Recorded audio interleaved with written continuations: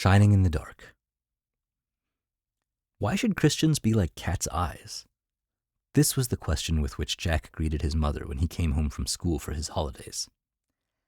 His mother did not know the answer, but she knew Jack well enough to be sure that he could not keep his secret for very long, and that she would soon hear the whole story if she asked no questions, but just waited. His father had gone to fetch him home by car, and for business reasons could only return late, which meant that they had to drive much of the long journey after dark. Jack had never done this before, so was thrilled when they left the streetlights behind and drove out into the darkness of the arterial road. He was still more thrilled when his father switched on the car headlights to show rows of bright double lights shining along the road surface as far as one could see. His father told him that these were cat's eyes, and they certainly looked rather like the green, gleaming eyes of the school cat. Really, they were reflectors, set along the dividing line of the road to keep the drivers in their proper lanes, and so to make it easier and safer to drive at nights. They looked like rows of twin lights set in the road, but really they had no light of their own, but simply shone back the strong light which was played upon them. Though he was quite young, Jack knew this. What he did not know, however, was what would happen if they were crushed. He knew how easy it is to break a light, for he had dropped his own torch a few days ago, and now it would not work at all. So when he saw a heavy van pass right over the shining row of little lights, he naturally expected them to be crushed to bits. Imagine his surprise then to find that, when the van had gone past, the cat's eyes were twinkling as brightly as ever. How did that happen? He asked his father. Was it that the wheels of the van just missed the reflectors? If so, it must have been a very near miss. No, answered his father. It was simpler and even more wonderful. No amount of kicking or crushing could ever put out those lights. This was no credit to them, he explained, but was due to a very clever arrangement by which they were set in the ground. As the heavy cars passed over their heads, they just sank in their beds and waited for them to go on. Then they came up again, unhurt and ready to keep on with their good work of showing people the way. This seemed hard to believe, and made Jack wish that he could get out of the car and tread on a pair of these lights for himself. It was dark, though, and his father wanted to get him home, so he had to be content with watching the effect of passing cars. There was no doubt about it.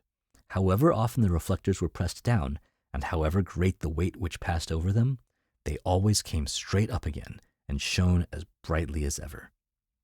Like Christians, said his father. After a few moments he asked Jack this question. Why should Christians be like cat's eyes? Jack was good at answering questions like that, and was able to give his father 3 reasons. Firstly, because they have no light of their own, but reflect the light of Christ. Secondly, because the reason for their shining is to show people the way. Thirdly, because hard blows and knocks do not stop them from shining. His father told him that this was very good, but that there was a 4th reason. Jack waited to hear it, but his father, instead of telling him, asked him another question. Who do you think keeps the cat's eyes clean? Who indeed? For there was one task which Jack did not like, and that was brushing his shoes. They so soon got dirty again. One little walk out in the dust or mud, and all the shine was off them. These reflectors spent all their time in the dust and slush. He wondered who on earth had the thankless job of cleaning and polishing them. It was then that his father explained how a clever man had thought of a simple plan to keep them always clean, by having them mounted in such a way that the glass eyes brush against rubber pads every time they move up and down. The rubber pads in the ground are like 2 fixed eyelids, rubbing off from the reflectors all the dirt which has been thrown on them.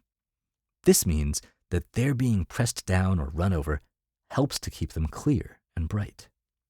There, said his father, you have your 4th reason. The more they are trodden down, the more they shine. The Lord who made us to shine for him has made it possible for us to keep on shining through all the hard knocks of life.